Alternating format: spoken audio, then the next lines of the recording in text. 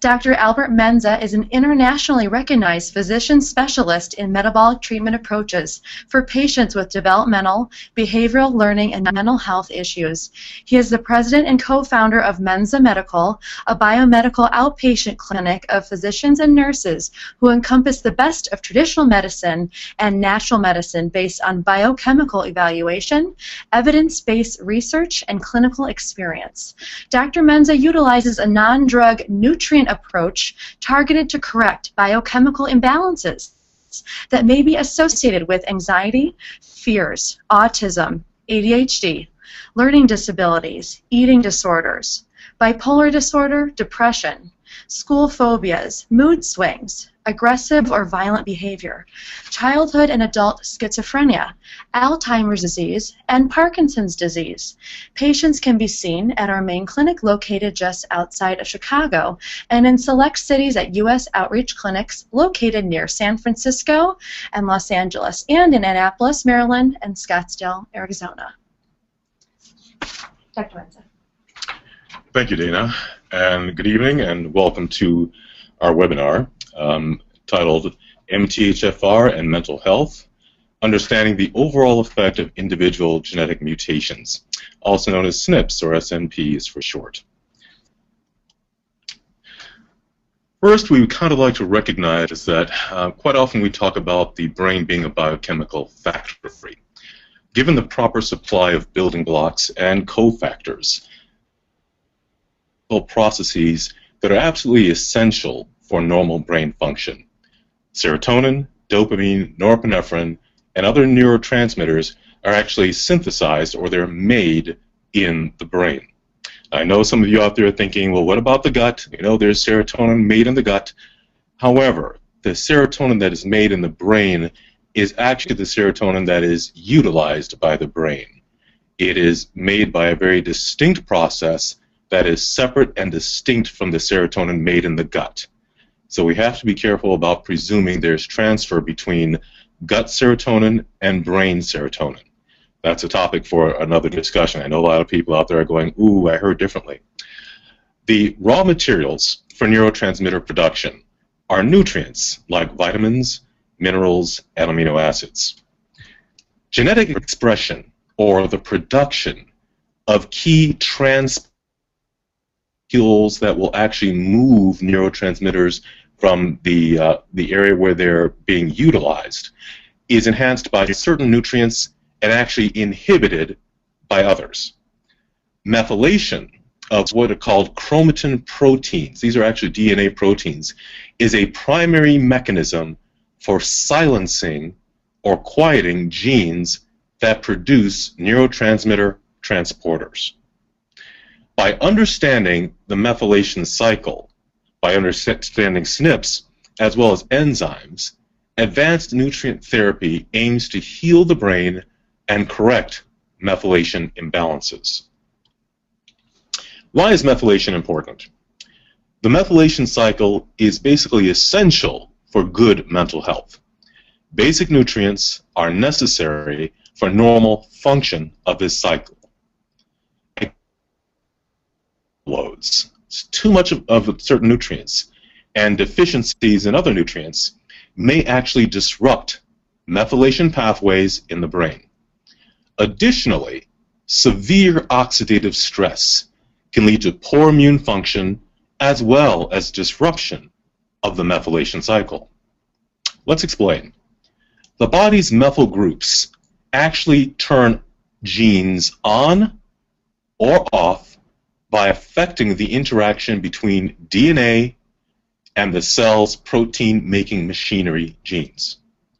Too much or too little of important methyl groups can cause methylation imbalances. Altered DNA methylation, that is what we call epigenetics, during early fetal development can predispose individuals to not only cancer, depression, schizophrenia, autism, and other disease conditions, including Alzheimer's. So methylation is a very, very important process throughout the life cycle of the human being. DNA methylation. We all share about 99% of our DNA with everyone of the same gender. It's that 0.1% that actually makes us different. More than 10 million single nucleotide polymorphisms, we call them SNPs for short, have been identified in the human genome. These are also called gene mutations. So let's put that another way. There are more than 10 million different gene mutations that have been seen in the human genome. Most humans walking this earth today have more than 1,000 SNPs, or genetic mutations, and most any physical or cognitive difficulty despite these mutations. Ladies and gentlemen, that was a very, very important statement. I want everyone out there to understand that we all have genetic mutations. The average person has 1,000 genetic mutations or SNPs, and most of them have no severe functional effect on either physical or mental processing. Okay? Now, there are SNPs that tend to reduce methylation, and there are others that tend to actually increase methylation. So SNPs can move in either direction. These mutations can cause our systems to move in either direction, that is, to reduce methylation or to increase methylation. It's a patient's methyl status that depends on the overall combined impact of these SNPs. Let's talk about the truth about genetic mutations, or these SNPs. First of all, I want everyone to understand the impact of a single or an individual SNP actually varies from one person to another. It is not necessarily a consistent element producing the same result from person to person. Certain strategically placed SNPs can significantly weaken enzyme function, and that is a very important point as well. However, please note, point number 3, most SNPs have little or no effect on total enzyme function. Now, all you folks out there who've been ordering all these genetic tests, I'm really talking to you here. I want you to understand one more time, most SNPs actually have little or no effect on enzyme function in general. Another point I want you to understand, and this is one of the reasons why most SNPs may have this little or no effect, the larger the molecule, the larger the enzyme, the less significance that a single SNP has on that enzyme's function. The smaller the molecule or enzyme, the greater the significance of a single SNP that may have, or may be present, having on enzyme function. So folks, one way to put it is, size does matter. Now, let's take a look at a construct here, an illustration point. This basket with the balloons flying high, or just flying, represents the MTHFR enzyme, or the methyl tetrahydrofolate reductase enzyme that many people are truly so concerned about. Now notice all the balloons. Each balloon represents a part of the total molecular weight, represents a large enzyme. Okay? Now, let's see what happens if we pop a few balloons here. The number of balloons we just lost may represent SNPs, or genetic mutations that alter the function of the enzyme. But notice the basket is still afloat with the balloons that are present. We have had SNPs, but we don't have any total functional change in the activity of the enzyme. The basket is still aloft. Let's look further on. As we lose more balloons or have even more SNPs, let's say this represents a homozygous SNP in the MTHFR enzyme, and please still note the basket is still aloft, the balloons are carrying the weight of the basket, it is still a functional protein, okay, or enzyme. Next slide, please. Now then, let's look at a different enzyme. We'll just call it enzyme X. Notice this is actually a smaller enzyme. It has a very small molecular weight, and it only has 3 balloons carrying it aloft. Now, let's see what happens when we have a SNP or a genetic mutation in one of those base pairs, or one of those balloons. When we lost the balloon, we saw that the basket actually became lower. It was losing functionality. It's heading towards the ground. That was just one molecular change. Let's move to the next slide. When we lose a second balloon, we see that the enzyme activity is decreasing because the balloon is going lower and lower. It's not holding up. Next slide. In fact, the functionality of that enzyme actually becomes 0 because it had a very, very small or low molecular weight, and every mutation in had a huge or significant effect. Next slide, please. Let's talk about the chemistry database and evidence-based research. We have a massive chemistry database thanks to Dr. William Walsh of the Walsh Research Institute. It contains more than 3 million chemical tests for patients diagnosed with autism, ADHD, depression, bipolar disorder, schizophrenia, and behavioral learning disorders. There are striking blood-urine chemistry differences between these patient populations and normal controls. Methylation status has been determined for over 30,000 actual mental health patients over a 30-year period. Now, let's talk about methylation disorders. They really have 2 types. One of the things I really wanted to share with a tremendous number of people is that undermethylation, many people don't realize that there's also overmethylation. Not just undermethylation as being a key, there's overmethylation also to be considered. Okay? Did you know, in the general population, 70% of us walking around today have absolutely normal methylation processes going on. Now, in that normal population, we have 22% of individuals who are actually undermethylated. Forgive me, not the normal population. In the general population, 22% of people are actually undermethylated, and roughly 8% are overmethylated. Now then, when we're talking about mental health, about 70% of persons with mental health disorders exhibit a serious methylation disorder. Note, I did not say they were undermethylated. I said they had a methylation disorder, which means it could be either undermethylation or overmethylation. Let's look at the incidences of undermethylation. In the autism spectrum disorder, we note that roughly about 98% of children in the autism spectrum are undermethylated. As far as antisocial personality disorders are concerned, roughly 95% of those individuals are undermethylated. With reference to schizoaffective disorder, roughly about 90% of these individuals tend to be undermethylated. Individuals with oppositional defiant disorder, oftentimes it's about 85% where we're seeing undermethylation. With anorexia, it's at least 82%. Depression, big population of the world talks about depression. In depression, is represented by only about 38% of the population. So here's the other thought, folks.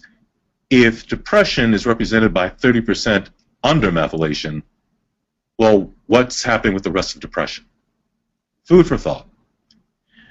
Behavioral disorders, such as behavioral disorders and ADHD, roughly have about 37% incidences in undermethylation. Undermethylation symptoms and traits. Oftentimes we see obsessive or compulsive tendencies. There are seasonal inhalant allergy type scenarios going on. There's often a history of perfectionism. Many of these individuals have a very low tolerance for pain. Oftentimes there's a prior diagnosis of obsessive compulsive disorder or oppositional defiant disorder, that is OCD or OD. Individuals engage in ritualistic behaviors, the wringing of hands, the checking of lights, all these sorts of things. These individuals tend to be very strong-willed. This is how I like things done. I want it done this way, this is my way, or the highway. Oftentimes there's social isolation. And oftentimes the social isolation tends to be related to the very strong will. Not a whole lot of us really want to be at the beck and call of someone else all the time. There's often poor concentration, endurance, low levels of serotonin. Now, these are the categories, these undermethylated folks, they tend to respond fairly well to SSRIs in general. These folks tend to be very competitive in sports, oftentimes have frequent headaches. There's often a strong family history of high accomplishment. These are the generational academics, all the PhDs, MDs in the world that span 4 or 5 generations, as far as people know. They tend to have a calm demeanor, but oftentimes very high inner tension. Many times there can be delusions or a thought disorder. Physically speaking, they may be a lot more slender, and we'll get into that, the reason for that, a little bit later in this discussion. There are often phobias, addictiveness, high libido, suicidal tendencies, and non-compliance with therapies, unfortunately. Primary causes of undermethylation.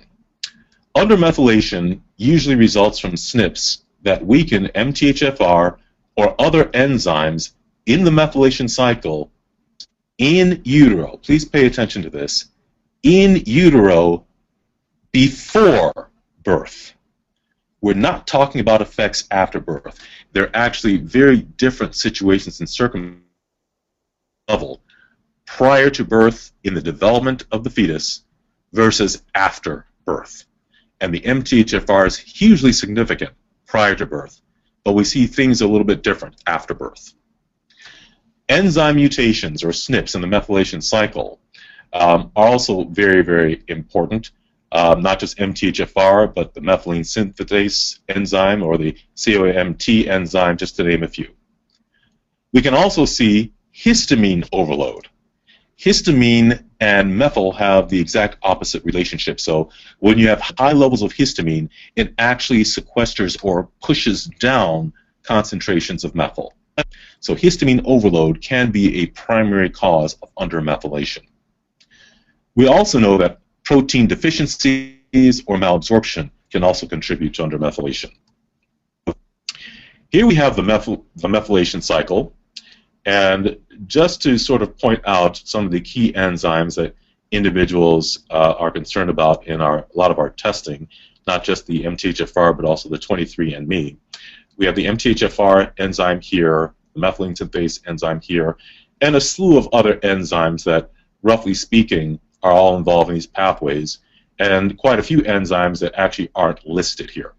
But what I want to point out is, here, when we look at what happens between SAMe and S-adenosyl homocysteine, what we see is the production of methyl. This is the key thing that so many people are fussing over.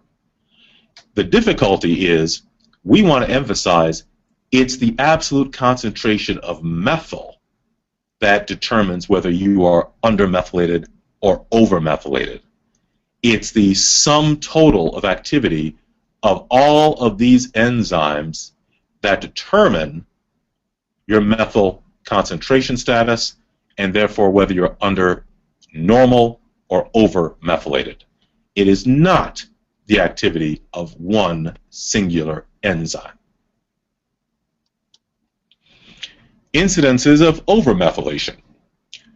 In panic or anxiety disorders, now pay attention to this one, 64% of individuals with panic or anxiety disorders are actually overmethylated, not undermethylated. Paranoid schizophrenia, not all categories of schizophrenia, but in the paranoid schizophrenia types, 52%, that's a little bit more than half of these individuals are in the overmethylated category. ADHD, 28% of individuals with ADHD are actually overmethylated, not undermethylated. Disorders, roughly about 30% of those individuals are actually overmethylated. Now depression, a very interesting one, because we've based so much of our work, our discussions on the idea that undermethylation is the key to depression in almost everyone. Well, no. In 18% of individuals, at least 18% of people with depression are actually overmethylators. Now, what's important about this piece here is that these are the individuals that have a very negative response to SSRI medications. These are the individuals that are susceptible to increased tendencies of suicidality or even homicidal behavior a few weeks after starting an SSRI medication. So it's important to truly have an accurate perspective on an individual's methylation status before starting any type of pharmaceutical in nature. Overmethylation symptoms and traits. Now, these individuals can also have high anxiety or panic tendency. Oftentimes, nervous legs and pacing are seen. Food and chemical sensitivities can be there. Sleep disorders, depression, as we've mentioned. Self-mutilation. I want to pause there for a minute. We've seen the people who cut themselves. We've seen people who, now, no one out there, don't send me letters or mail or anything because I mentioned this, but people who have multiple piercings. While we're not calling that mutilation per se, let's just say that later on we see they have a high pain threshold and they require greater stimulation than undermethylators. So high piercings, lots of tattoos, oftentimes these individuals are actually overmethylators. Mouth, and here we go. They have an adverse reaction to SSRIs. It could be something as benign as simply no effect or response to the SSRI, or it could be something as dangerous as suicide or homicidal activity because of the interaction between the chemistries of the medications and that individual's unique chemistry. They tend to be excellent in terms of socialization. They have a high empathy for other individuals. Folks, I've got to tell you, if you're ever in the hospital, you would like your nurse and your doctor to be overmethylators. Well, maybe your nurse anyway. You want your doctor to have probably normal methylation status. But those who are going to give you care are usually very, very powerful in overmethylation. We do tend to see a tendency of postpartum depression with overmethylators as well. But there are other factors such as copper toxicities that can contribute or might be the more significant key to postpartum depression. Oftentimes there's a very high pain threshold, as we mentioned before. These folks tend to be low in motivation as far as school is concerned. Now, let me clarify that a bit. It's not that they're not intelligent. As a matter of fact, many of these individuals who are overmethylated are geniuses. But they're geniuses that most of you out there have heard as being, well, they score well on tests, but they're getting C's and D's in school. Because they're highly intelligent, they get it, but they're not quite so motivated to do the work all the time. So their grades don't truly reflect their cognitive capacities. These individuals, unlike the undermethylated, tend to have an absence of seasonal allergies. They can be very artistic or high in musical capacity or musical ability. These are the individuals who really color the world for us. They're the artists, the musicians, the philosophers, the poets. Many times we call them the people who march to a beat of a different drum. Now, on the negative side, we might see some paranoia. Hyperactivity is also seen in overmethylated individuals. Unfortunately, a lot of times they can fall into the category that, well, they believe that everyone thinks ill of them. They tend to have obsessions, but without the compulsions. Oftentimes they have low libido. And here's the deal. They have antihistamine intolerance. They also have an estrogen intolerance as well. Primary causes of overmethylation. Overmethylation is generally caused by enzyme weaknesses, or SNPs, in the SAMe utilization pathways. That is what's happening after SAMe is produced on its way to methyl and creatine. Impaired creatine synthesis, just kind of touched upon that for a minute, is also a primary cause of overmethylation. AGAT enzyme or the GAMT enzyme SNPs, or with arginine or glycine deficiencies. Now, please pause. Those of you who think you're overmethylated out there, don't go out and try buying arginine and glycine and trying to treat yourself. It doesn't work that way, folks. The next point I'd like to make is that oftentimes there is impaired cystathione production or synthesis. That is a SNP in the CBS pathway. Also, methyltransferase SNPs, in other words, more of the enzymes that actually transfer methyl groups from point to point, can have mutations that lead to overmethylation. So when we talk about utilization of SAMe, SAMe that comes from the methylation cycle, most of it is actually going to creatine synthesis. 70% of SAMe from methylation goes into creatine synthesis. Creatine synthesis then, of course, moves on to muscle production and muscle development. 30% of that SAMe goes on to other reactions. Let's talk about creatine synthesis. We see here in the left-hand column that arginine and glycine and an enzyme that is just far too long a word to speak, I'll just call it the AGAT enzyme, produce guanidino acetate and ornithine. Now, that combination, along with this GAMT enzyme, thanks to SAMe, will produce creatine, okay? And it will leave the SAH present after that. This is extremely significant because what we're looking at here is where is all that SAMe, where is that methyl going? It's going predominantly into creatine production. Folks, if you remember nothing else from this program, this is what I want you to recognize about enzyme mutations and methylation. Enzyme mutations and methylation, there is a tug of war between the enzymes in methylation pathways. This is a methylation tug of war phenomenon. We've got enzymes on the left-hand side that are involved in undermethylation. Enzymes such as the extremely large MTHFR enzyme, the SAH enzyme, the BHMT, the MS, and the MAT enzymes. All of these are key players in undermethylation. What we cover is that we focused on this enzyme and perhaps one or two of the others, and we haven't tested for overmethylation. So we assume because there's a SNP here that overall functionality is challenged and we end up being undermethylated. No. Here we see that there are enzymes involved in overmethylation as well. The AGAT enzyme, the GAMT enzyme, the CBS enzyme, and the MT enzyme are also in play. So the enzymes on the left are battling the enzymes on the right, and may the winner take over methylation. Not overmethylation, but win the battle of methylation. Now, if all enzymes are functioning properly, if all variables in the cycle of methylation is working correctly, or are working correctly, we should have normal methylation. And that's what we talked about for the 70% of individuals right now, normal methylation.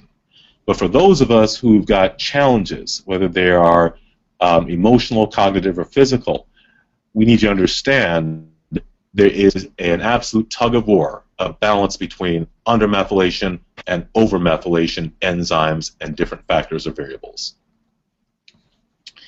Now let's talk about testing for methylation status. We tend to recommend the whole blood histamine or the SAMe-SAH ratio test as the most practical and best test for histamine. Overall methylation status is a critical component when it comes to determining one's biochemistry. The whole blood histamine test can measure the net effect of the various SNPs or mutations, whereas genetic testing focuses on individual SNPs, not the overall product of those SNPs. It just talks about which enzymes might have a problem. For example, Most persons with the 677T MTHFR SNP are undermethylated. But guess what? Many others with that same SNP are actually overmethylated. So you see, it's not about the one enzyme. It's about the entire group of enzymes all working either together or in opposition. Elevated blood histamine indicates that undermethylation and low histamine is present evidence of overmethylation. That's because histamine and methylation have a diametrically opposed relationship. High histamine suppresses methyl, high levels of methyl suppress histamine. So histamine treatments can artificially lower blood histamine and should be avoided for several days prior to testing for your histamine status. Why not genetic testing? Well, it's not entirely a bad thing. We're not totally saying no to genetic testing, but we have to have the proper perspective about what genetic testing is actually doing for us and not doing for us relative to revealing information. Genetic testing can identify predispositions for many disorders, such as breast cancer and Alzheimer's disease. Very, very important. However, the reliability of genetic testing such as the 23andMe test for assessing methylation is not quite limited at present. It is not targeted to any one condition in particular. Therefore, it's not really a good guide to treatment therapies. It tells you that there are possible challenges to certain enzymes, but it's not a real guide for treatment. Now, some people out there may disagree with that. And I just say to you, well, if it were such a great guide to treatment, why aren't people doing better when being treated based upon these particular tests? And why is there so much confusion around them? Okay? Identifying SNP weaknesses in the MTHFR and other methylation cycle enzymes does not necessarily mean that an individual is undermethylated, since there are SNPs that also produce overmethylation. Okay? Folks, genetic testing is qualitative in nature. It is not quantitative. I'm going to say that again. Genetic testing is qualitative. It tells you that maybe or maybe not there's a defect, large or small, we don't really know, possible in the activity of a given enzyme. It doesn't tell you how much work that enzyme is or is not able to do. It just suggests that there may be a problem. These tests do not actually tell you how much methyl, quantity of methyl, is present at the end of the testing process. So let's just say, since genetic testing is qualitative and not quantitative, it is improbable by genetic testing alone to either determine the net methylation potential, that is, somebody who's either undermethylated or overmethylated, or to direct treatment management. Let's talk about epigenetics and methylation. What is epigenetics? Epigenetics involves the alteration in gene expression due to chemical factors in the womb and influence of environmental factors throughout life. So, sort of that discussion around nature versus nurture, socialization versus birth. It's about both, really. What our genes were designed to do in the womb, interacting with what our environmental circumstances, our stressors, our oxidative stressors, are doing after birth together. Our environment can actually affect genetic expression. We can change proteins that lead to, ultimately, to anxiety, depression, or even different disease states by way of interactions between our genes and the environment. This is what we loosely would call epigenetics. Every cell in our body has the potential for expressing any one of 20,000 plus genes in our DNA. The production of gene proteins or gene expression can be turned on or off. We call that gene silencing. These epigenetic processes are more vulnerable to environmental factors such as radiation, temperature, pesticide exposure, dietary choices, toxic metals, viruses, and stressful life events. There are many other variables as well. We can even talk about EMFs, that is electromagnetic frequencies, and sleep disturbances. Talking to several people, they'll tell you, we live in a world where the average person may have at least one television or one electronic device in the bedroom, say a TV that now has a DVR, a radio, a clock, different things that tend to emit frequencies of very light electromagnetic waves, or maybe even just the light sensors themselves can be disturbing to sleep. So there are a lot of variables to consider in our lives in terms of how we want to move through life, what is seemingly working for us and what is not. Other nutrient imbalances. A genetic or epigenetic imbalance in a nutrient can alter brain levels of key neurotransmitters and result in abnormal brain chemistry. Vitamin D deficiency has been associated with depression, schizophrenia, ADHD, and other mental disorders. And I would rather say other cognitive impairments. Mental disorders tends to have a very negative term, and it's not about some mystical thing in the mind. It's actually about a biochemical construct in the brain. Pyrrole disorder is an abnormality in biochemistry resulting in the overproduction of pyrrole molecules. Symptoms of pyroluria include severe inattention, extreme mood swings that tend to be rapidly cycling, very, very important, severe depression, high irritability, and temper. Copper overload tends to lower dopamine levels and increase norepinephrine in the brain. Imbalances in these important neurotransmitters have been associated with paranoid schizophrenia, ADHD, bipolar disorder, postpartum depression, and violent behavior. Fatty acid imbalances have been associated with depression, ADHD, schizophrenia, bipolar disorder, and dementia. As a quick reference, many of you out there have already known, heard about, and just talked about, or many of you are even using different fats now as a result of all the books that have been written about fatty acids and their significance. So we know they're very, very important. But the right fatty acids are key for the given individual. In many cases, individuals exhibit more than just one biochemical imbalance. So please don't think that any one disorder is going to fix every aspect of your life. It is not. It all depends. First, you have to find out what is out of balance. Are there nutrient overloads or are they nutrient deficiencies? Then we have to talk about metal regulation or metal dysregulation.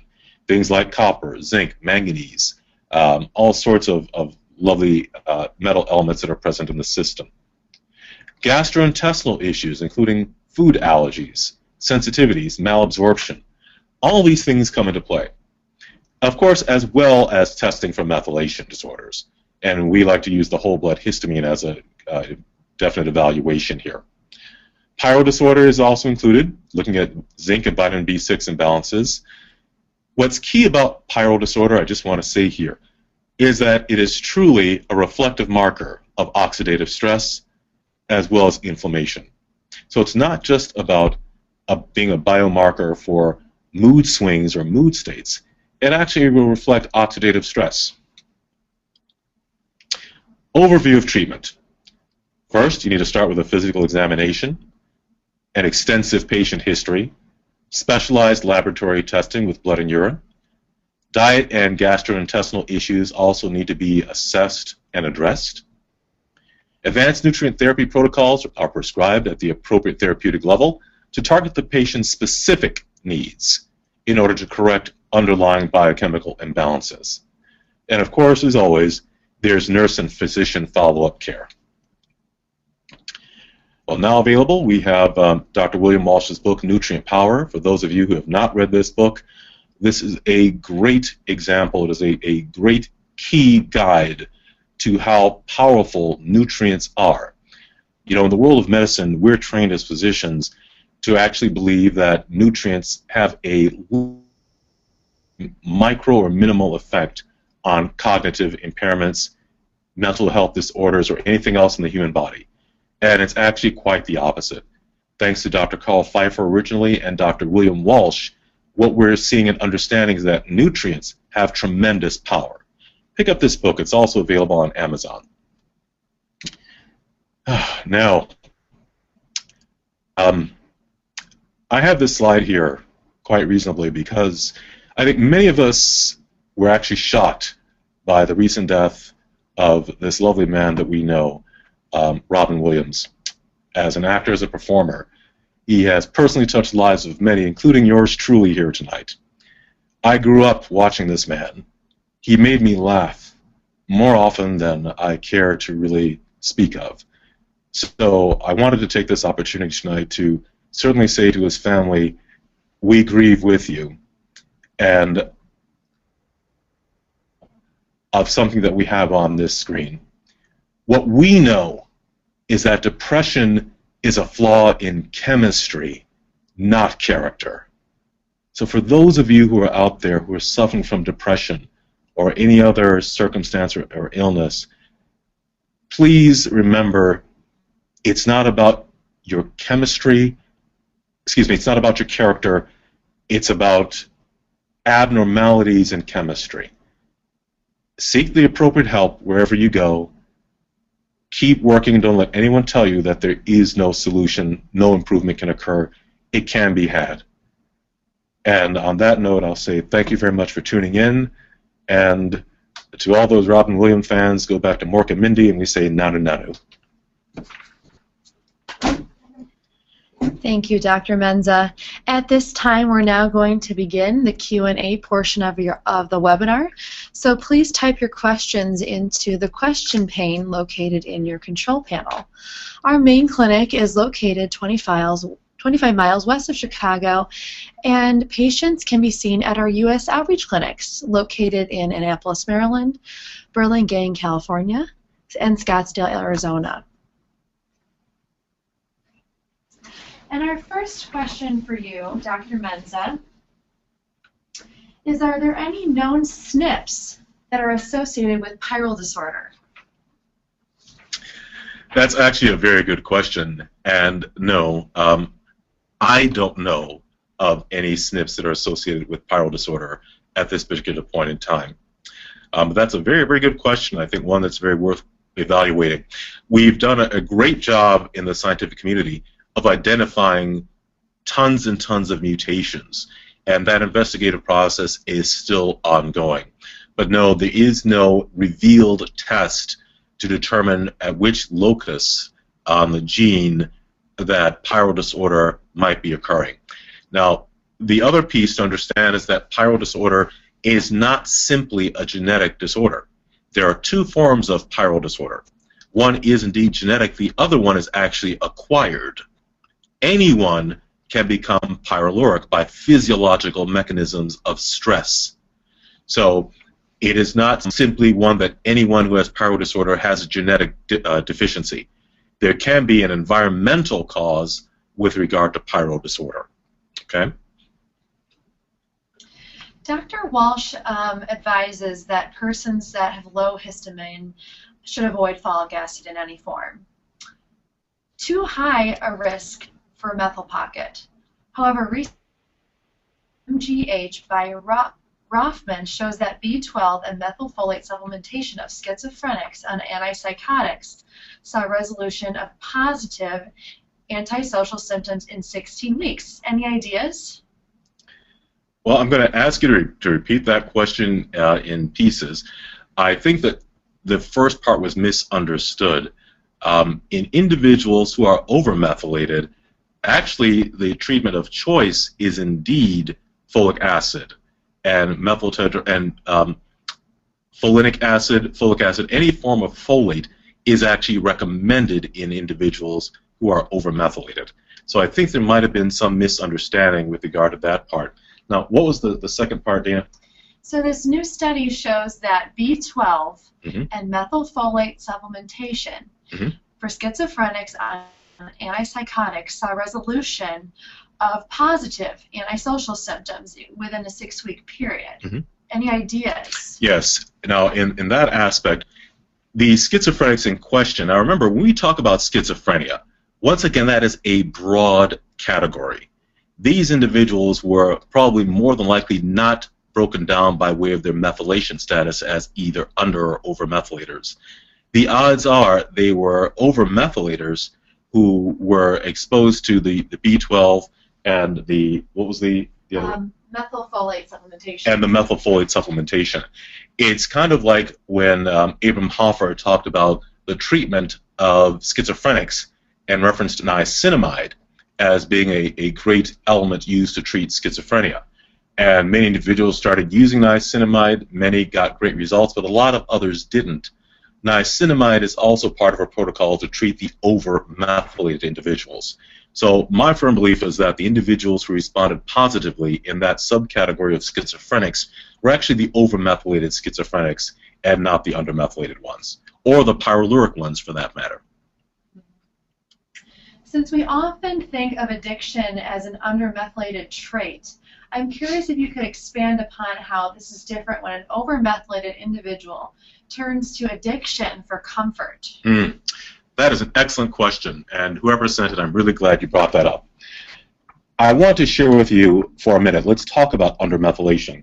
Now, the undermethylators who tend to become addicted to anything, alcohol, drugs, caffeine, whatever have you, tend to do so because there is a, when we talk about perfectionism in undermethylators, the undercurrent there is that there's almost this addictiveness to maximize all of your capacities. So biochemically, individuals tend to get addicted very easily because they have addictive personality. Very different than what we see with overmethylators who turn to substances.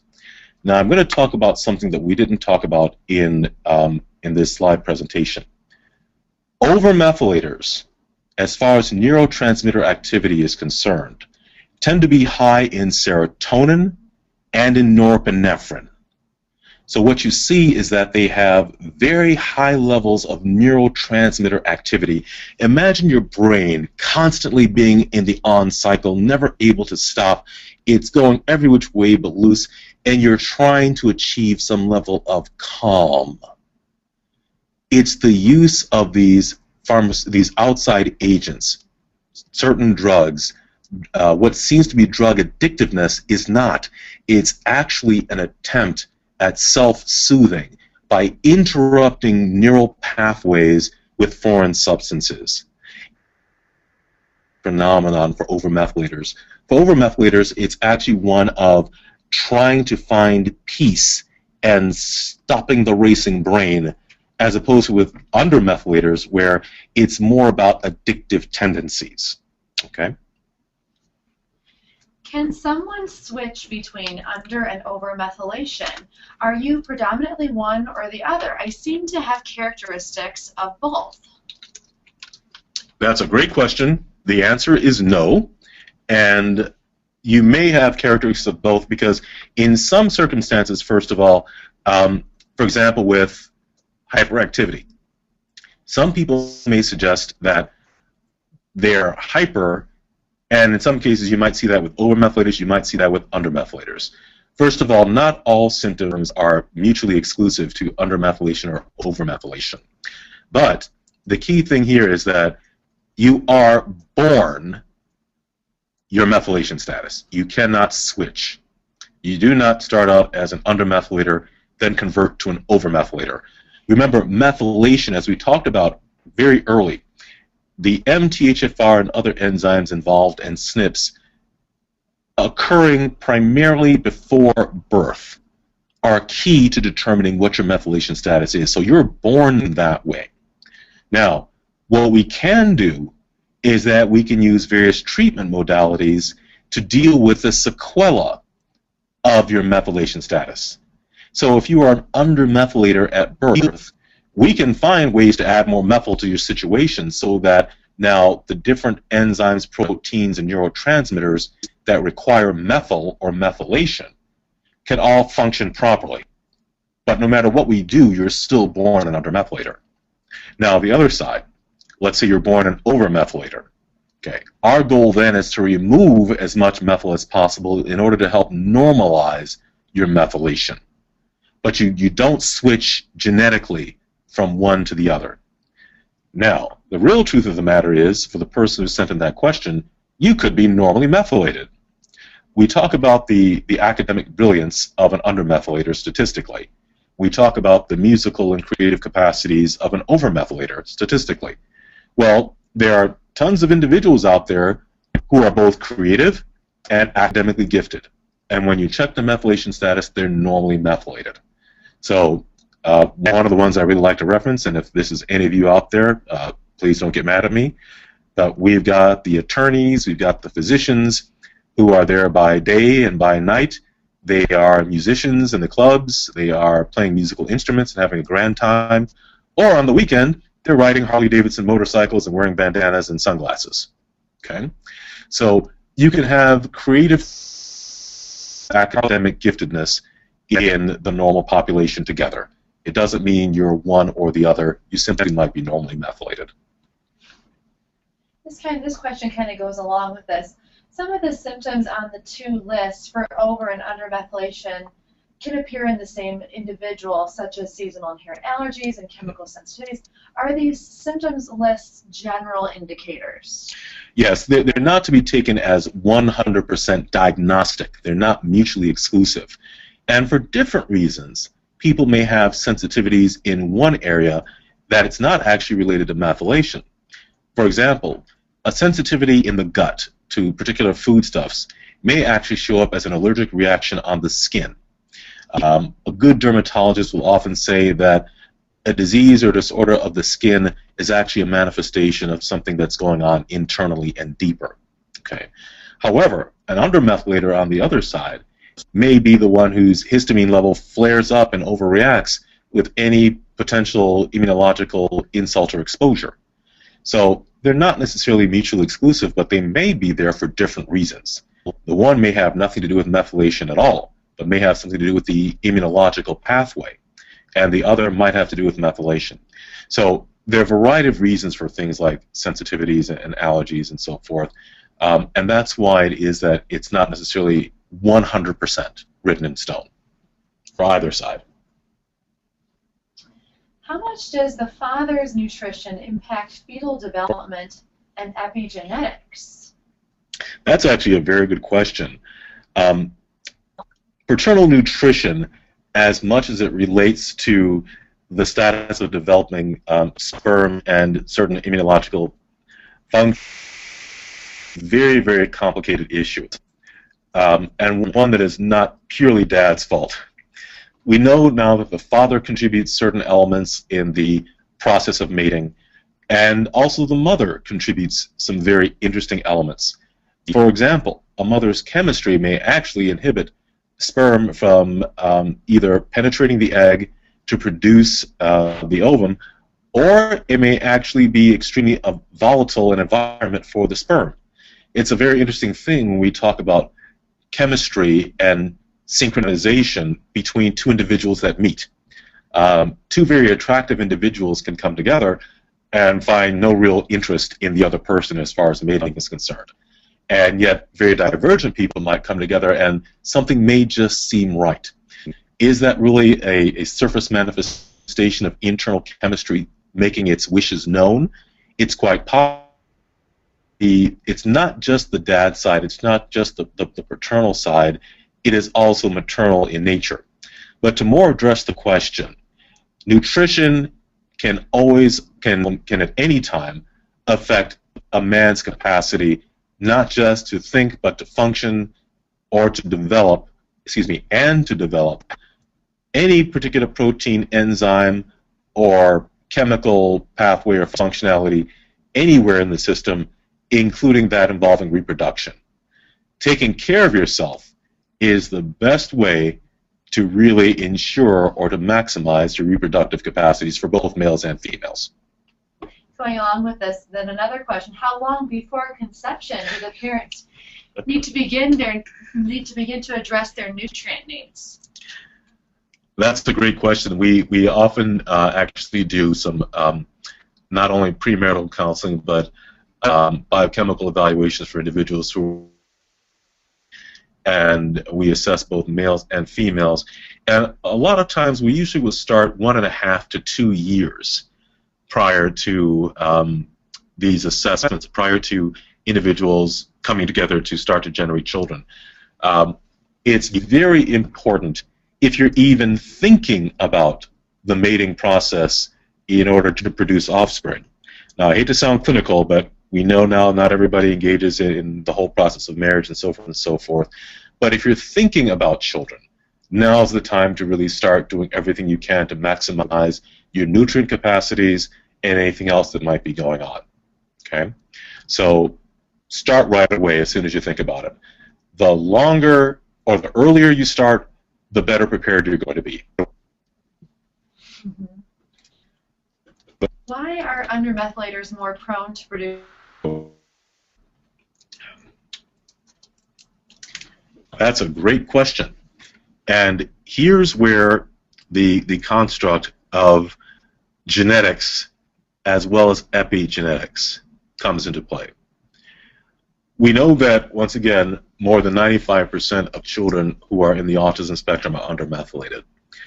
The question is, well, where do they get it? Remember, this is a genetic or an epigenetic phenomenon, which means it's a family lineage that is putting forth this methylation challenge that gets passed on to the developing embryo.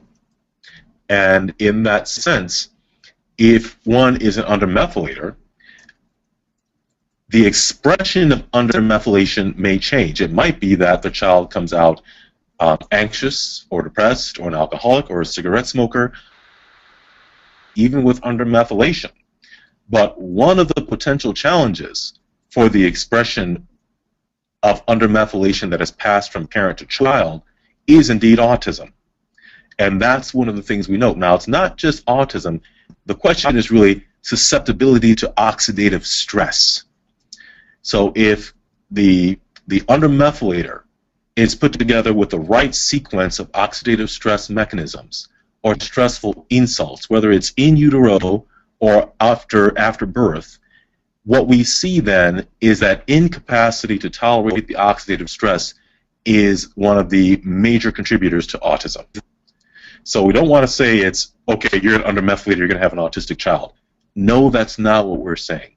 What we're saying is that undermethylation that is of lineage variability passed on to the developing fetus or embryo, child at risk for a variety of different disorders, including autism.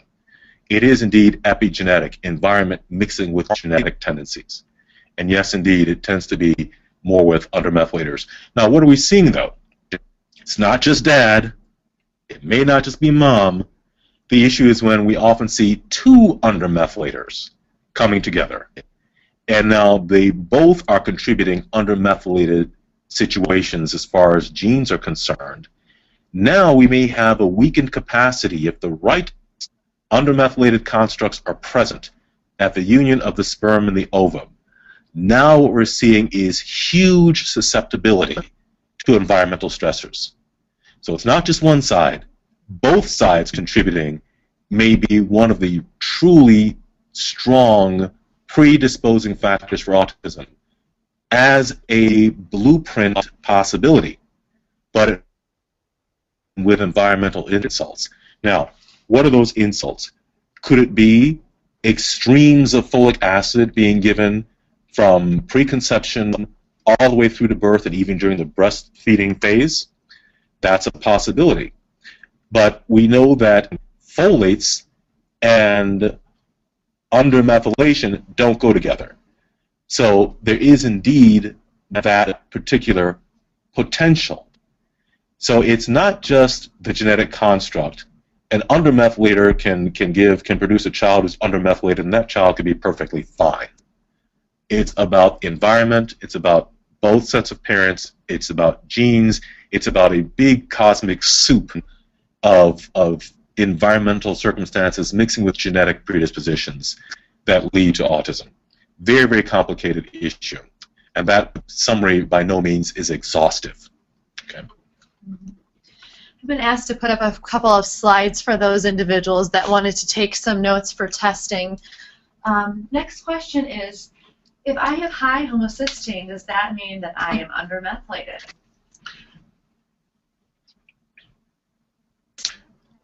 Not necessarily, but it's a great question. A lot of the times that we've had to pause when treating undermethylation, it has occurred because individuals had high homocysteine. Now, high homocysteine really is more about, from our perspective, cardiac status. So individuals who are over 30, we pay more attention to the homocysteine levels relative to their cardiac issues than we do for anything else in terms of cognitive issues. So having high homocysteine does not mean that you're undermethylated. We see tons of people who are undermethylated with perfectly normal homocysteine levels. So the answer is no, not necessarily. But there's some individuals who are undermethylated and have higher homocysteine. But no, it is not necessarily necessary. In fact, we know statistically that it's simply not the case that having high homocysteine means you're undermethylated. I'm homozygous 677 and a competitive overachiever with OCD, anorexia, but SSRIs have made me suicidal in the past. I also have CBS, COMT, BHMT, etc., SNPs, pretty much all of the significant ones. So what would be a good next step for dealing with my issues when there are so many factors at play? Histamine status. See, once again, you've done all the testing that's out there for genes, and you've listed some very interesting attributes that would point you to being undermethylated or overmethylated, as a matter of fact. But tests that you've done actually give you the quantity or the concentration of methyl to really determine what your methylation status is. Remember, after you do all these genetic tests, after you test for the activity of undermethylation enzymes and overmethylation enzymes, the bottom line is, what is the sum total of methyl you've got there? If you've got a lot of methyl, after all that, guess what? You're overmethylated. If you have a little bit of methyl, you're undermethylated. The best example for quantifying your methyl is really the SAMe-SAH ratio. The problem there is that that particular test has to be done and at the lab within an hour. So it becomes not really practical for most individuals. But the histamine test is a great reflective marker for the very simply, to the person who asked the question, I would say get a whole blood histamine test, contact Direct Healthcare Access 2. They're the ones who are going to send this out to you in terms of instructions. That's the best way to get you to the right lab and have the best results for really processing the histamine. So I would say your next step should be get a histamine test, and let's find out for sure what your concentration tendency for methyl really is. That should tell us if you're over or undermethylated. And then treatment can begin after that.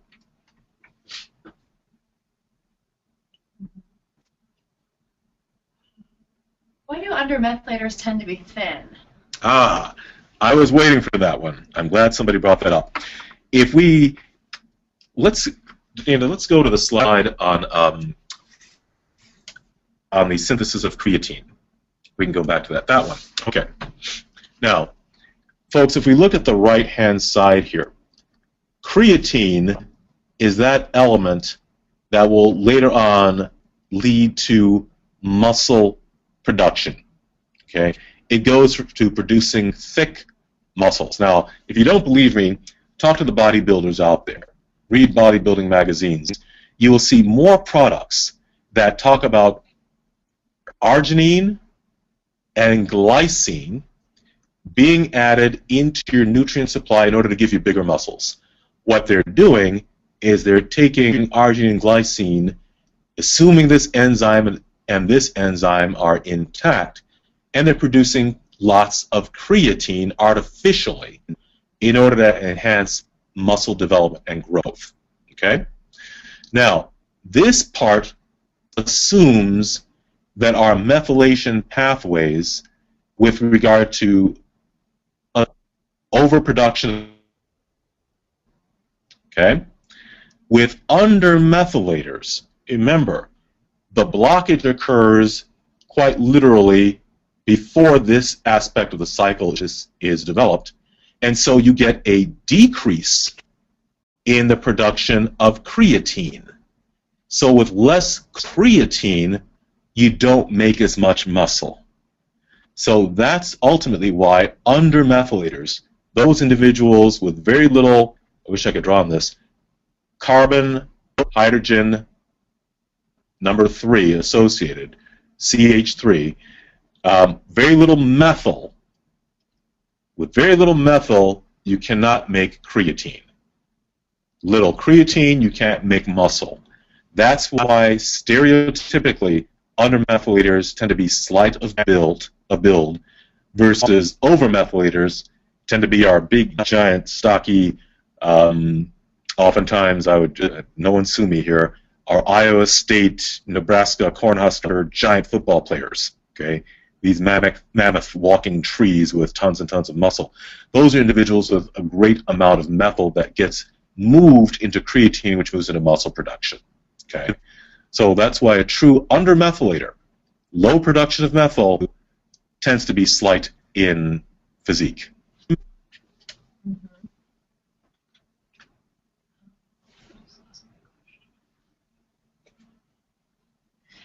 Histamine production is determined by the DAO/MAO and HNMT enzymes. So why does high histamine necessarily mean that you are undermethylated? Can it just mean that you have mutations in these genes and therefore can't break histamine down? No. Histamine breakdown is very different than histamine production. When we're talking about histamine, histamine has several functions. One of them is that it's an enzyme in the GI tract. It is also an allergic reactant participant, and it is also a neurotransmitter in the brain. There's a difference in histamine's function in the GI tract from the brain. So now remember, there's several genes that are affecting histamine, not just one, of course. But the key here is the relationship between methyl and histamine. Okay? There's a relationship between methyl. Methyl that is high is going to suppress histamine concentrations. If you have low levels of methyl, those histamine concentrations can rise even more and further suppress methyl. So it's about relationship of functionality. It's not in terms of creation. It's actually more reflective about the relationship they have. Okay, it's one about one's high, the other's low, to be very simple, so to speak. And someone also wanted to ask, what about undermethylators that are not thin? Well, remember, we talk about statistical evidence. We're not talking about 100% absolutisms. Very rarely do we see anything that's absolute. I was talking to one lady who was inquiring about some things earlier today, and like other people have said before, the only thing that we know of that's absolute in biochemistry and life is that if you're born, you're going to die. That is absolute. If you're not born, you're not going to die. That's absolute too. However, there are very few constructs, very few relationships, very few molecular pieces that are 100% absolute. While we talk about the use of folic acid, for example, in autism, we see that roughly about 25 to 30% of autistics actually respond to folinic acid very well when they're actually undermethylators. That means that there's another element in the system that's in effect that we weren't able to detect, and these individuals actually do pretty well. Okay? So nothing is 100% absolute, but statistically speaking, we're looking at the bulk of individuals who tend to fall into these categories. Okay? I'm concerned about the long-term effect of antihistamines and overall methylation.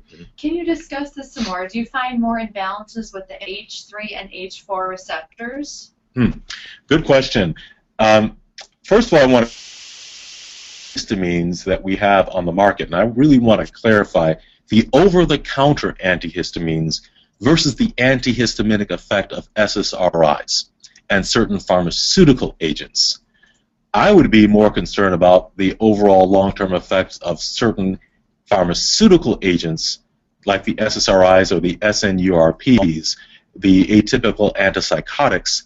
These are the medications that you need to worry about. Overall, for individuals who have allergies, things like Benadryl, other over-the-counter antihistaminics, actually are more functional in almost a staccato as opposed to more of a staccato utility. You have an allergic event, you take some Benadryl, you move on with life. Maybe the next day, the next week, you might have to use it. Those things tend not to be as detrimental. In general, now I'm sure we all know somebody who went literally batty after taking Benadryl and had a severe response. And yes, for some people that can be quite severe, but what I'm really referencing are the individuals who are, as a group, more so going to be susceptible. And the over-the-counter stuff typically doesn't have a major effect on overmethylators quite so severely. It's the pharmaceutical elements that you have to worry about. Those are the ones that, once again, statistically, can plunge an overmethylator into severe, severe depression and or suicidality or homicidality. Okay? That's what I'd like you to keep in mind. It's interesting you just said that, because this person says, what if you're taking antihistamines and can't stop taking them without horrible side effects? I have tried to stop taking them, but after 1 to 2 days, not only do I have awful allergic reactions, but panic attacks. How many days do you need to stop taking them before you can test? Well, that's a very good question. One of the things that we would say to you in terms of testing is write down everything that you're taking in terms of an antihistamine, take the test, and then what the provider does is that the provider will then extrapolate the results. We know that there are certain antihistaminics that have a greater antihistaminic effect than others. Okay. And if you tell us the duration of time you've been taking these meds, as well as which meds you've been taking, then we can sort of extrapolate to say, well, this person is probably normally methylated, or they are likely high undermethylators, but maybe not severely undermethylated, based upon what we're seeing with regard to the results and the medications they've been taking. So if you have a severe response, listen, the most important, okay, alive and well, don't get off your antihistamines if they are preserving your sanity, reactivity, or just physiological functionality. Stay on them. Take the test, and then let's see what things look like. Okay? There are ways to move around the antihistaminic medications that are necessary for you and testing. So don't be discouraged by that. Is a single whole blood histamine test truly clinically relevant as levels naturally elevate in the morning? Or should we be doing multiple draws over a 12-hour period to determine average levels? Good question. And the answer is no, not necessarily. As a matter of fact, most of the time you don't do multiple draws within a 24-hour period. What you want to do is that you want to take a look at the histamine level at some point in time, get one result. So let's say we draw a histamine level today. 6 months from now, if you've gotten a definitive undermethylated, overmethylated, or normal methylated answer during your first draw, you will look to treat based upon your findings, and then 6 months later, you want to retest the histamine. If you're truly undermethylated or overmethylated, what you will see are still the trends in those directions, but hopefully improvement, so to speak, in symptomatologies. 6 months later, there should be a third histamine blood draw done. That way you now have a comparison over the course of a year of 3 different histamine draws. That typically weeds out any false highs or false lows in the patterning. And then retesting on a yearly basis usually gives most people a very, very concrete answer to their methylation status in addition to the symptoms of improvement based upon the treatment that was provided, that was done. Okay, so multiple blood draws are not necessary during the course of a 24-hour period.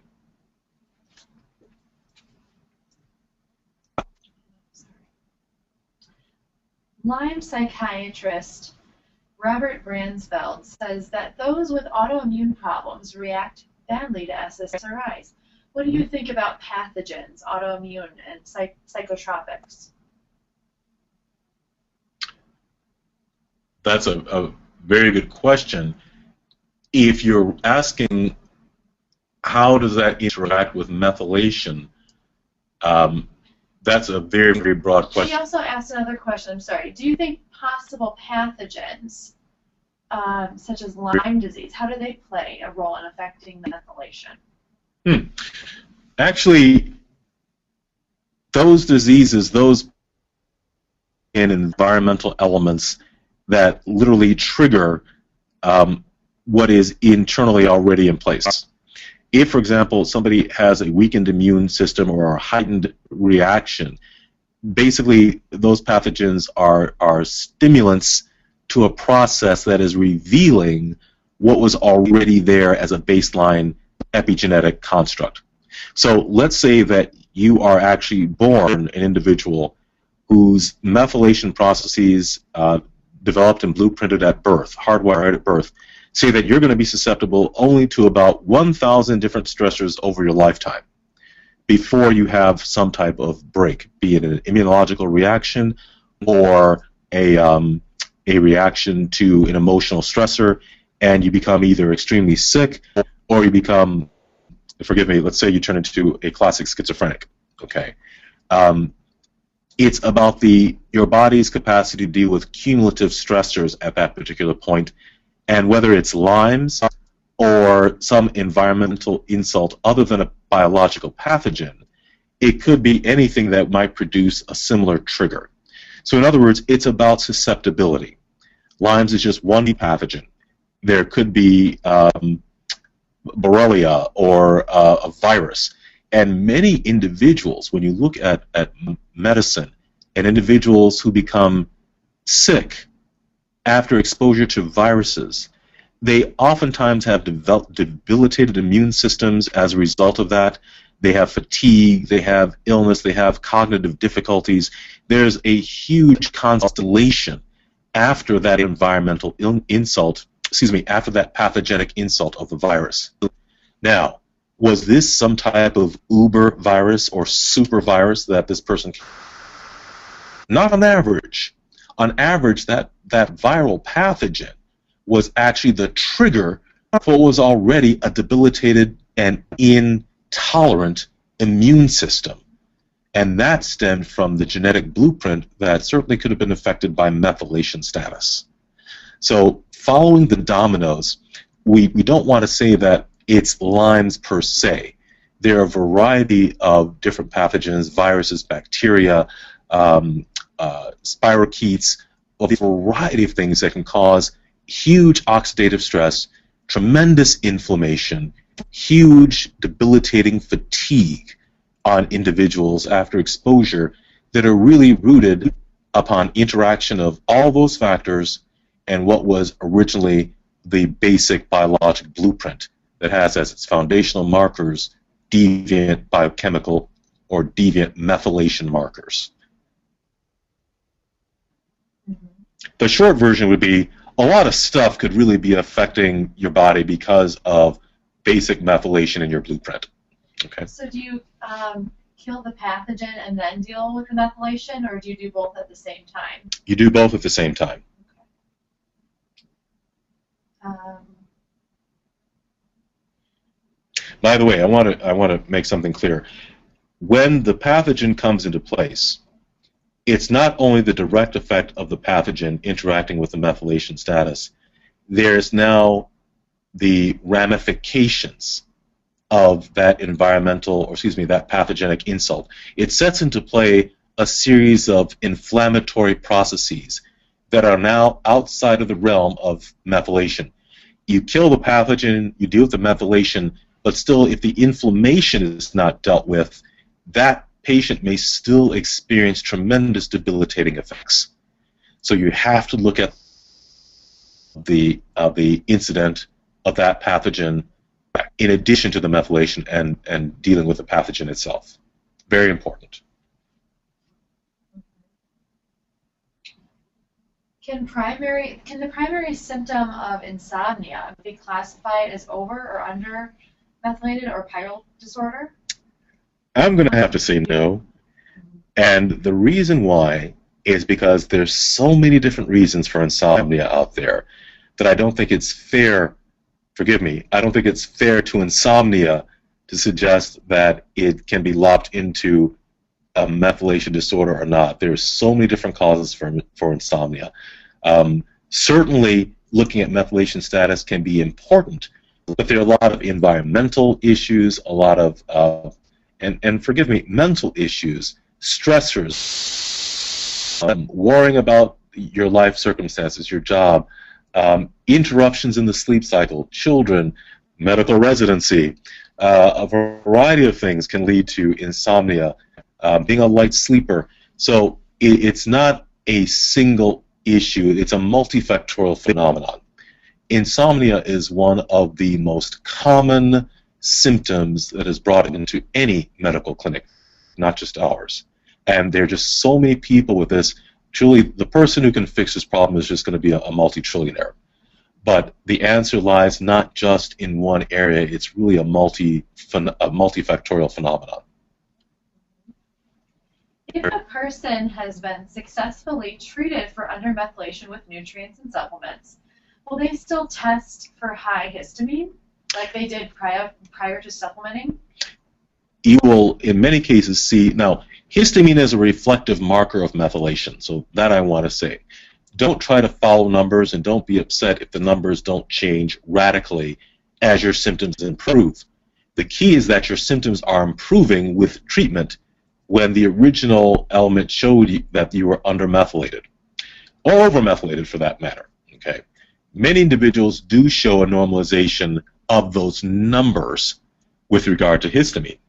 There are some individuals who do not, but their symptoms improve. So keep that in mind when you're assessing the histamine protocol that you're dealing with. We know folks out there who are numbers chasers, and they become very obsessed with seeing numbers change. And we have to sort of emphasize that in this particular situation, they might be individuals where the histamine is more reflective marker than it is something to be followed over time. Okay, so.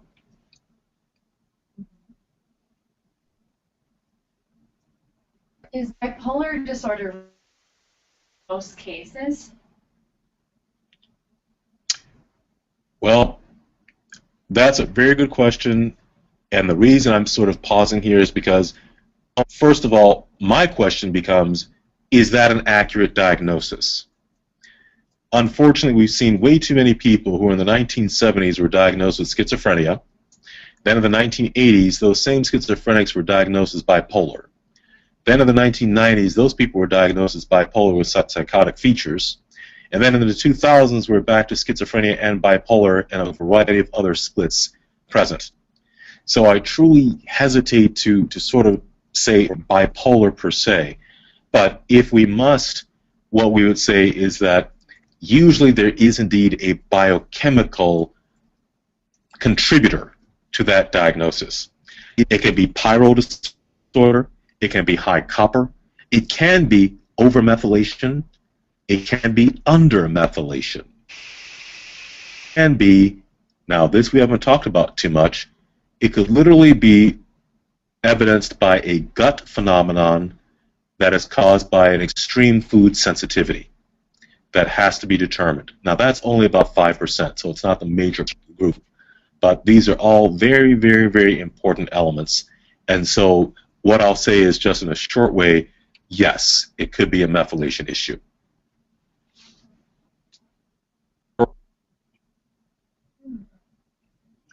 How does overall methylation status relate to global hypomethylation and specific hypermethylation in cancer context? Ooh, wonderful. I love that question. Dana, I'm going to ask you to repeat that question for the audience and for me one more time. I want to get into this here.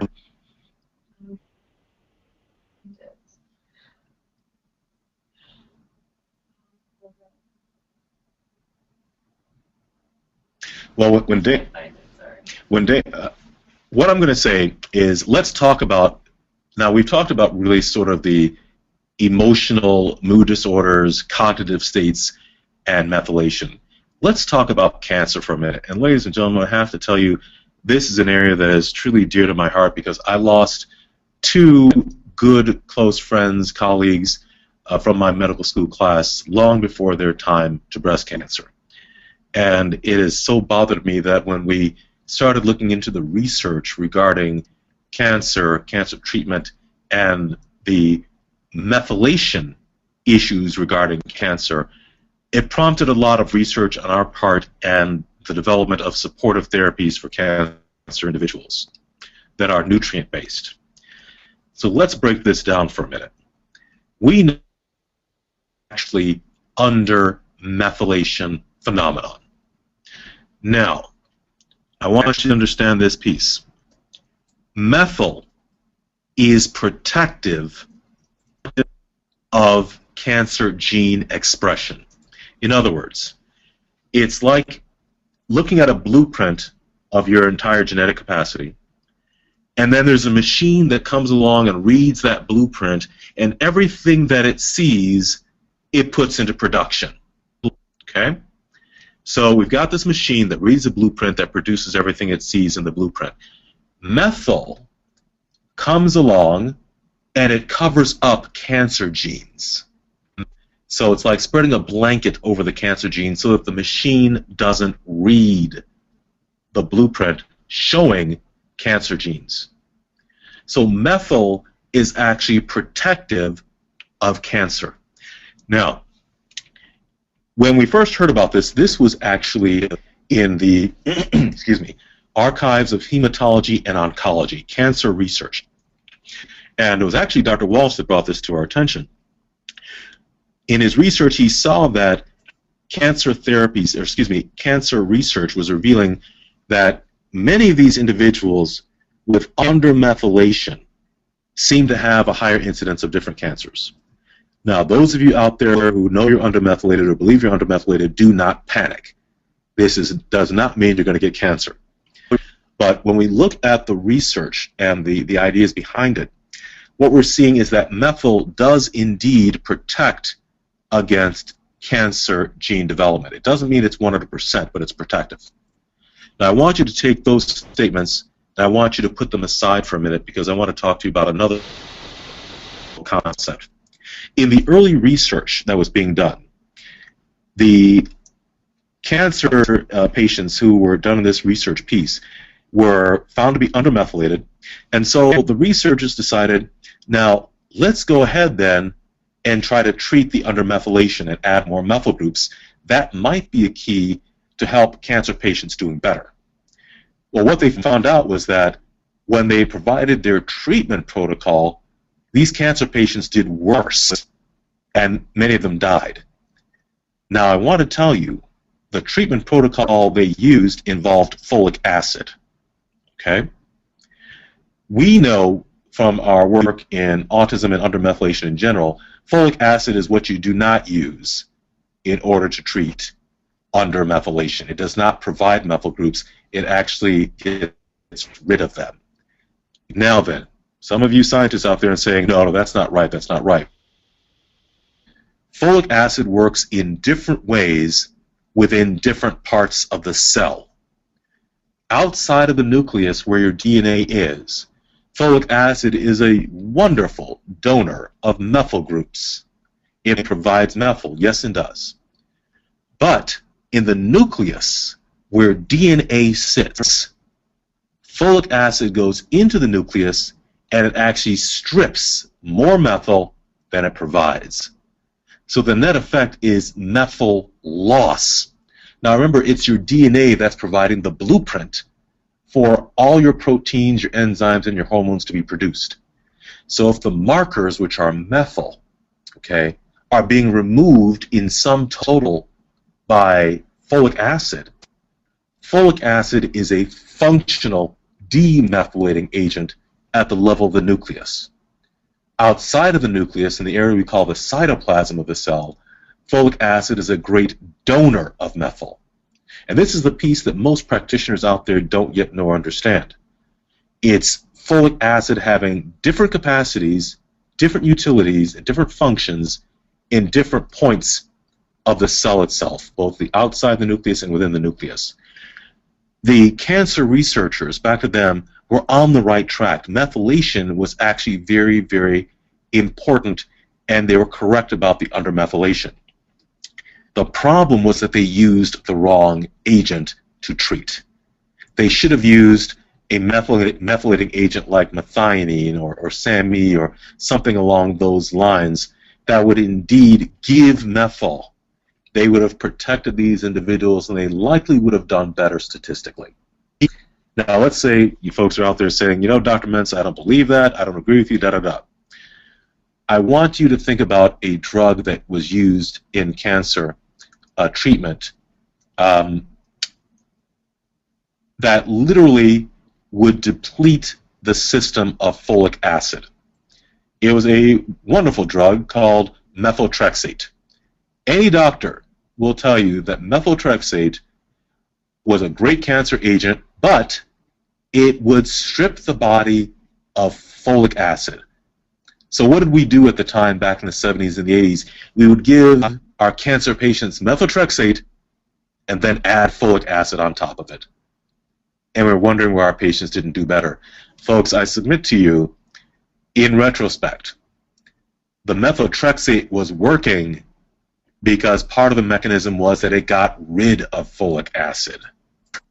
We didn't realize that at the time, but now we see in this latest research the error of our ways, and hopefully we'll adjust those.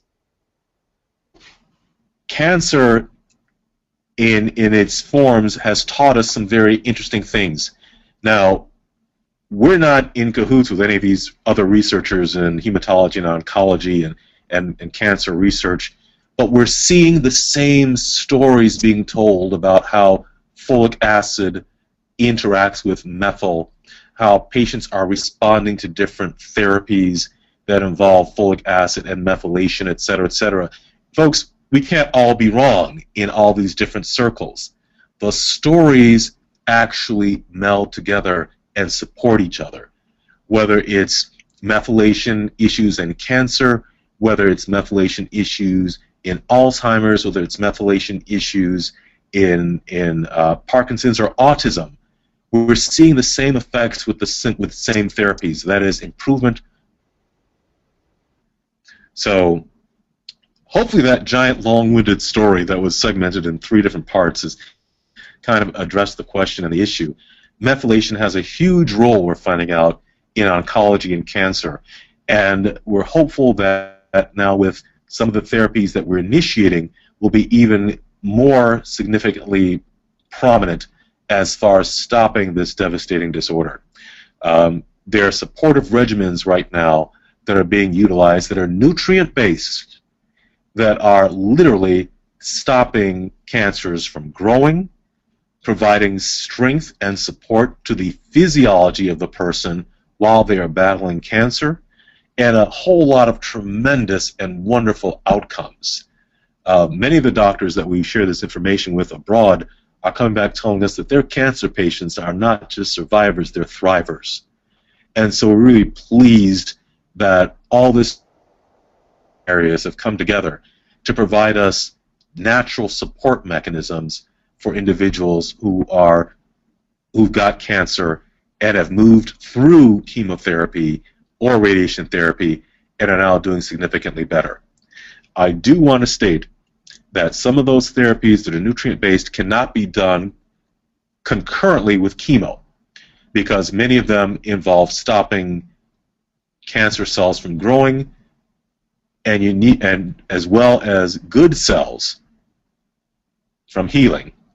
So you kind of have to wait until, if you're undergoing radiation, for all that to be done, for the cells to start to heal themselves, and then those nutrient therapies can be applied. But everything is very case specific, but my long-winded story is that yes, indeed, there is tremendous work that's being done in the field of cancer, whether it's breast cancer, colon cancer, or any other types of cancers. Many cancers are being addressed rather successfully with other supportive elements in addition to traditional modalities, and these other modalities are nutrient-based. You speak a lot about methylation, but does this encompass all the cycles that span off from there? Do you supplement those as well? Firstly, we target the methylation cycles, okay, and rather the end product of methylation. That's where, in many respects, it begins. Now, for individuals who, say, have an anxiety disorder, and we find that they've got metal dysregulation, they've got inflamed GI issues or gut issues, they may have methylation as well as pyrrole disorder, we treat all of them concurrently, okay? It is virtually impossible, nor is it really feasible, to try to follow every single body after you've dealt with methylation. See, the key point that we talk about here, I liken this to a domino effect. You know that if you start with the initiating domino and knock it down, it hits a series of dominoes that hit series of dominoes, and they hit series of dominoes.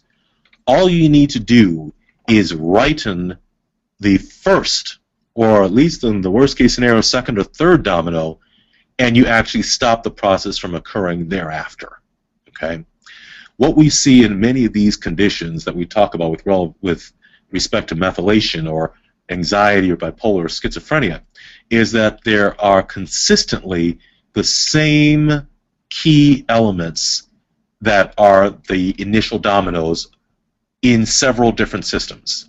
So systematically, you approach the prime movers, as we call them, righten them, fix it, and then they take care of the rest of the dominoes and other systems themselves. And that's what you see over time.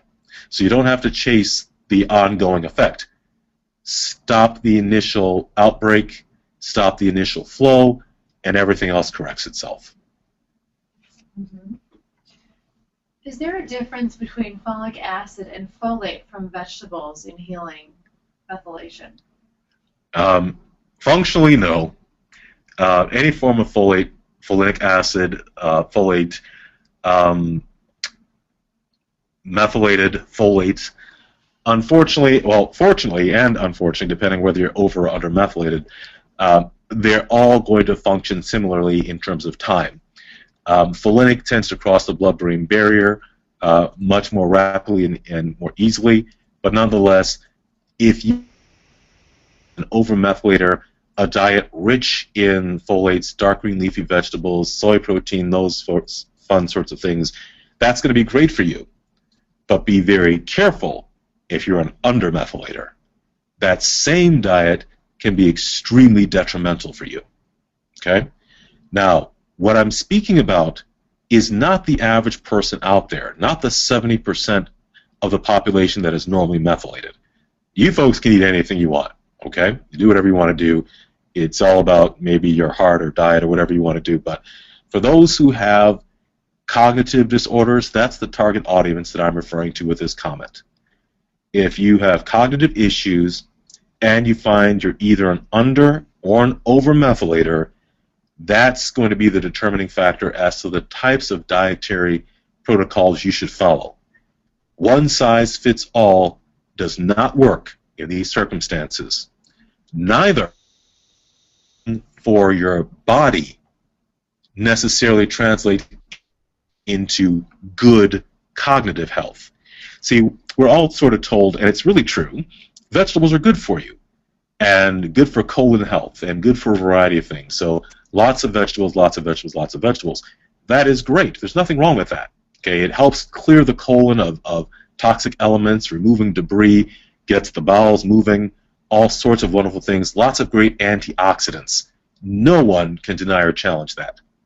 However, if you are somebody with an absolute undermethylation issue and a cognitive disorder, anxiety, depression, schizophrenia, bipolar, etc., if you have a diet rich or just solely present with vegetables, dark green leafy vegetables, diets rich in folates, statistically, you will get worse.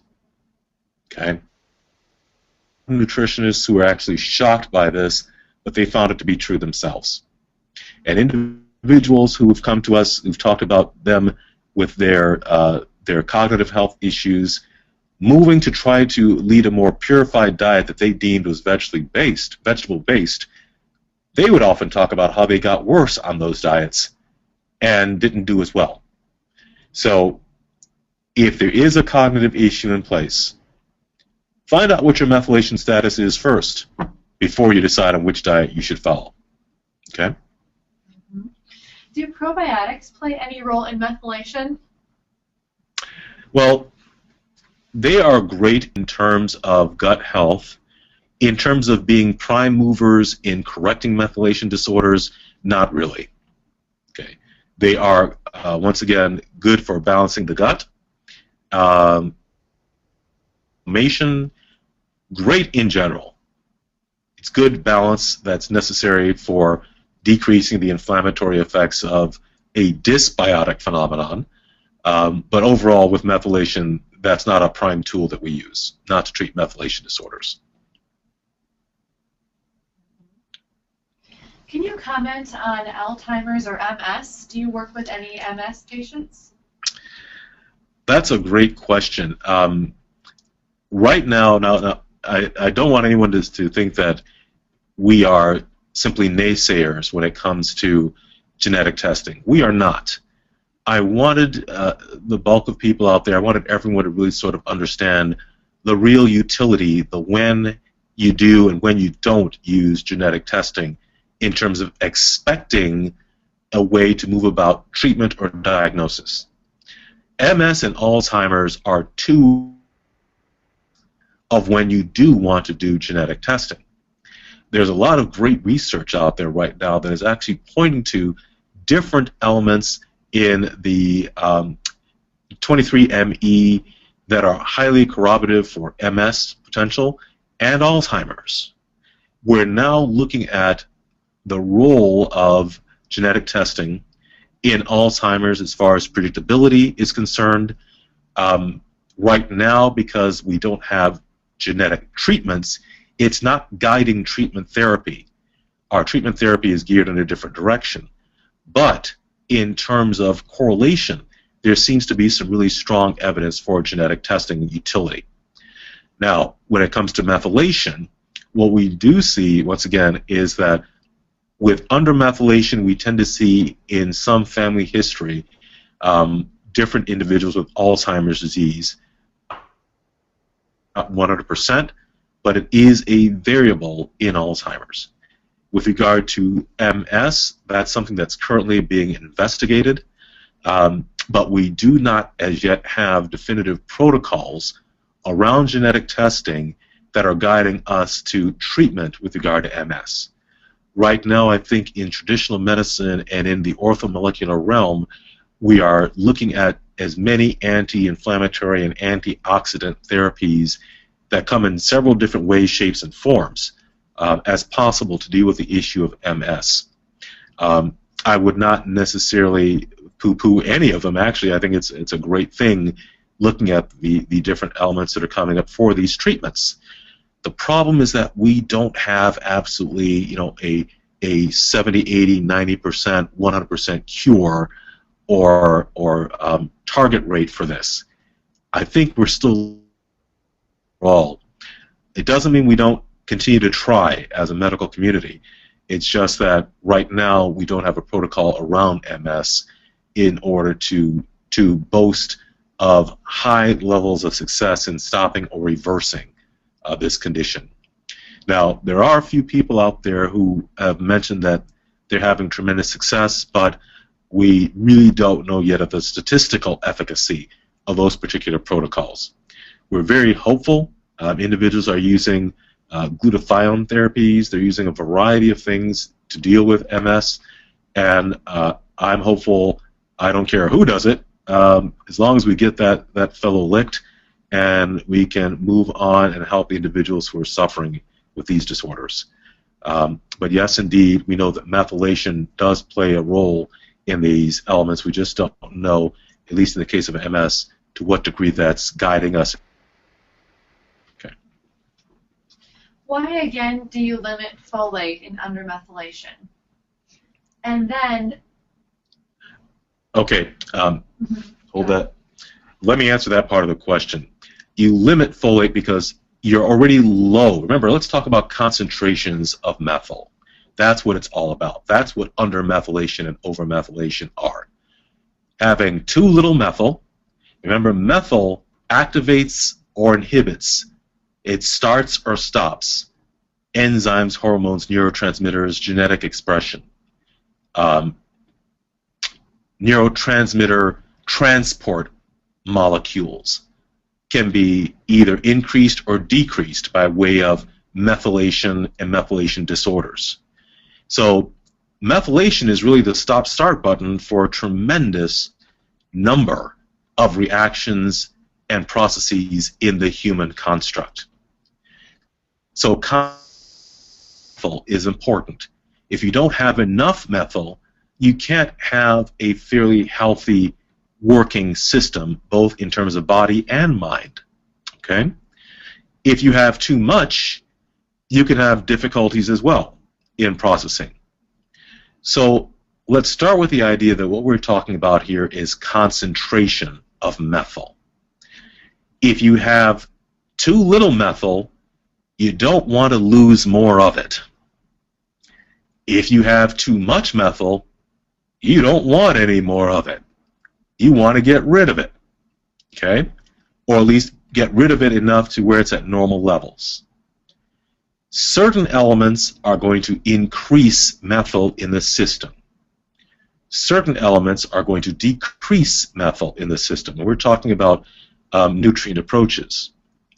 We know that folic acid, in its sum total, is going to decrease methyl in the nucleus where all of your directions for enzymes and hormones and neurotransmitters are basically created.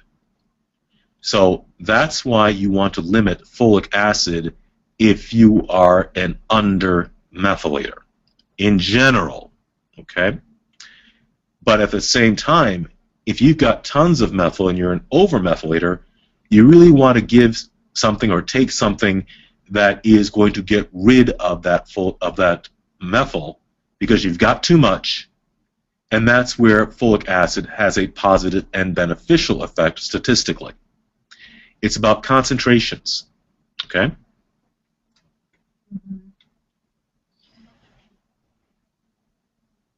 Do high fats with no or little folic acid play any role in methylation?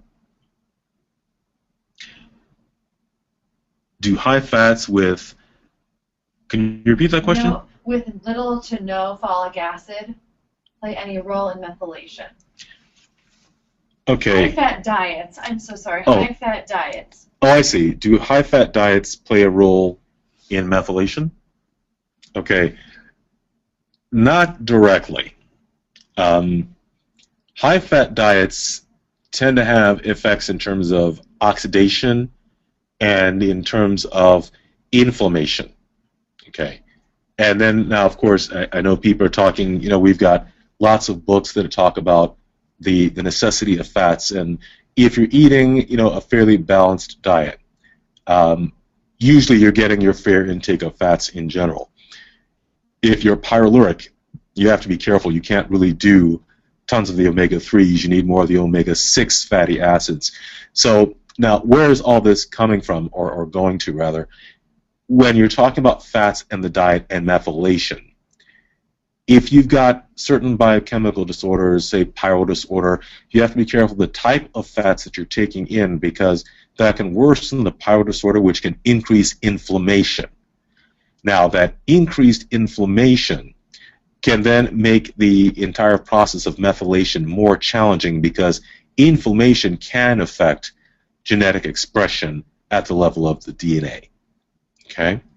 So indirectly, high-fat diets or the wrong fats that are taken into the system, this is very individually based, those can have an indirect effect on the system that methylation is trying to work on. Okay?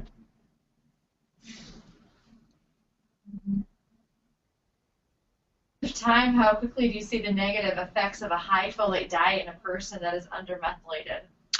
Oh boy, let's talk about categories on that one. Okay, you can see this effect in less than 24 hours, depending on the individual. An individual who has autism, an individual with anxiety, depression, we've had many individuals comment that within a few hours after taking the wrong supplement, in certain cases, say folic acid or certain type, they felt worse immediately. There were others who said, well, you know what, I initially felt better for a little while, and then I really began to plummet. And so when I stopped taking that particular folic acid supplement, I leveled off again and I did better. So it's different for different individuals, but it can be as quick as 24 hours. It can be as lengthy as within 2 to 3 months. Okay. But generally speaking, if it's not working for you, you're going to know it pretty quickly. Okay? Mm-hmm.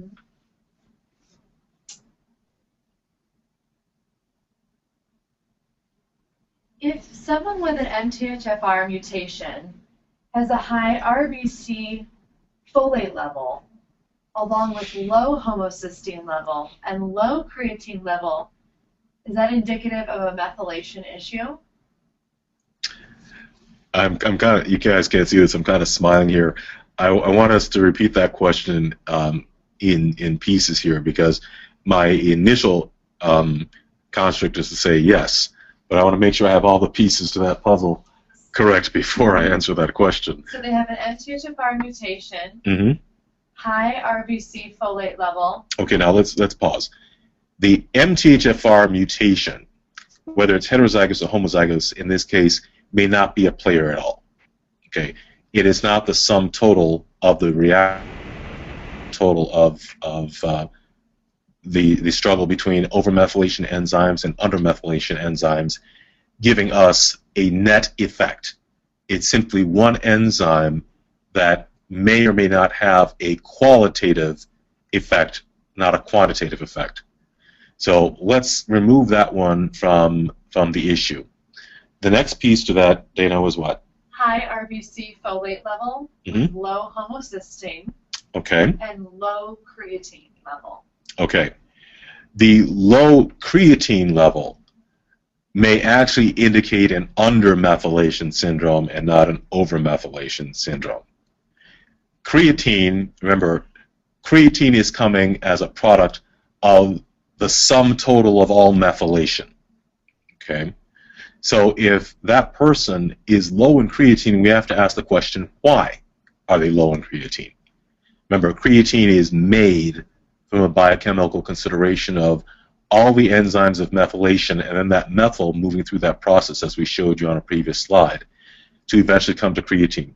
So the one key piece here that's most informative is that they have low creatine. And as a result of that, I would suggest that this person is indeed undermethylated. So now let's go back to, this is going to sound kind of backwards, let's go back to that discussion about the MTHFR.